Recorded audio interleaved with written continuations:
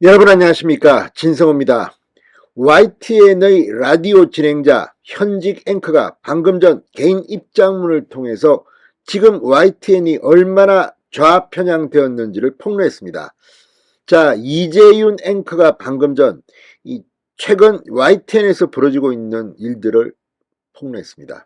아시다시피 지금 YTN은 민영화 단계에 와 있습니다.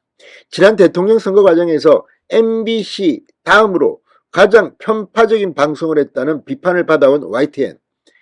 지금 사장부터 이 주요 임원들 거의 민주당 정권에 충성하는 것은 혹시 아닌가 의심이 받을 정도로 방송 내용이 아주 형편없습니다. 그런데 이번에 양심선언 개인 입장문을 낸 이 앵커 이재윤 앵커는 무슨 정치인 이런 쪽과는 전혀 관계가 없습니다.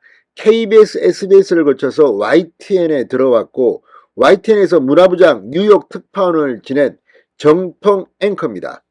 자, 지금 앵커 팀장까지 지냈던 이재윤 앵커가 오죽했으면 이런 일을 폭로했겠습니까?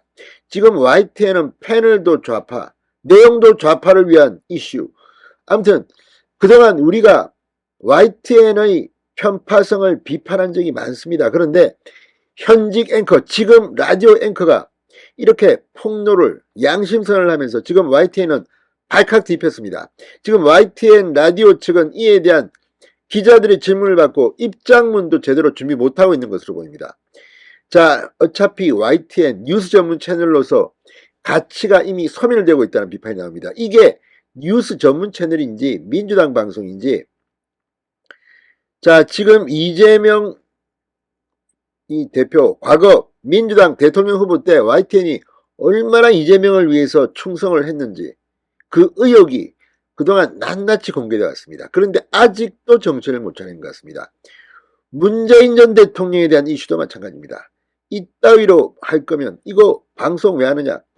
아무튼 이재윤 앵커의 이 양심선언은 앞으로 YTN의 앞날에 상당한 영향을 미칠 것으로 보입니다.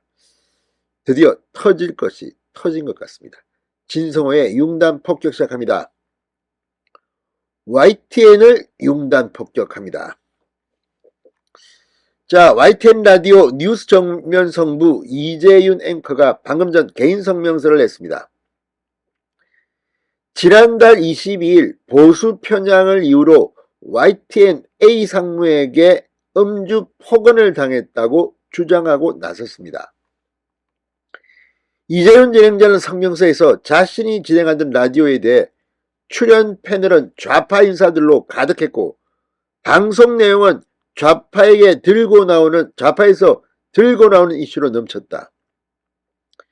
이게 뉴스 채널인지 좌파의 대변 방송인지 기가 막힙니다. 이재명 관련 범죄 혐의 수사에 대해서는 입을 닫고 청담동 술자리 같은 찌라시 수준의 의혹에는 눈에 불을 켜는 식이다. 한창 문재인 전 대통령의 풍산계 파양이 화제였을 때 이를 이슈로 다루지 않으려 해 진행하면서 이에 대한 질문을 추가해야 했다고 말했습니다. 이재윤 앵커는 진행자의 균형감이 중요하다는 믿음으로 여권 또는 여권 성향 인사가 나오면 여권에 불편한 질문을 했고 야권 또는 야권 성향 인사가 나오면 그들이 피하고 싶어하는 질문을 했다. 균형을 잡는다고 그렇게 했지만 그동안 YTN이 보여준 편파적인 보도 형태 때문에 무엇을 해도 양쪽 모두로부터 편파적이라는 오해가 이어졌다. 이어서 폭로를 합니다. YTN 라디오 상무라는 자가 진행자에게 대낮에 술 먹고 고성으로 진행이 보수 쪽에 편향적이다 이런 망발을 했다. 이를 문제 삼을 수밖에 없는 이유는 균형을 찾으려는 그간의 노력이 사내에 확산하기는커녕 전혀 인정받지 못했다는 자괴감 때문이라고 했습니다. 이재윤 앵커는 그동안 수많은 편파방송 지적에 눈감아온 자가 갑자기 나를 편향적이라며 행패를 부리니 어이없는 헛웃음이 나온다. 대선 전은 물론 그 이후에도 YTN은 공정성 논란을 피하지 못했다. 그 편파성으로 보면 언론사가 아니라 특정 정당의 선동 조직이라고 부를 만하다 이렇게 말했습니다. 이미 조직에 쌓아놓은 해악이 산더미여서 눈물로 섭고되지 않은 것 외에는 편파방송의 딱지를 떼어낼 길이 없다. 우장균이 사장 자리를 지키고 있는 한 YTN을 공정한 언론사로 볼 사람은 없다고 말했습니다. YTN 지금 완전히 뒤집어 버려야 합니다. 이게 뭡니까 진짜. 자, 지금 이 이재윤 앵커의 이 개인 입장문 지금 방송가에 거의 뭐 핵폭탄입니다.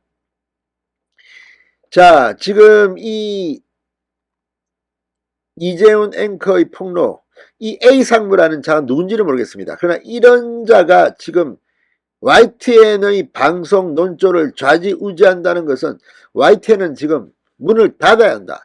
전면 쇄신해야 한다는 것을 뜻합니다. 어쨌든 이제 곧 YTN의 민영화 수순에 들어갑니다. 빠르면 3월, 4월쯤 새 주인이 등장할지도 모르겠습니다. 자, 어쨌든 YTN 말로는 무슨 공정?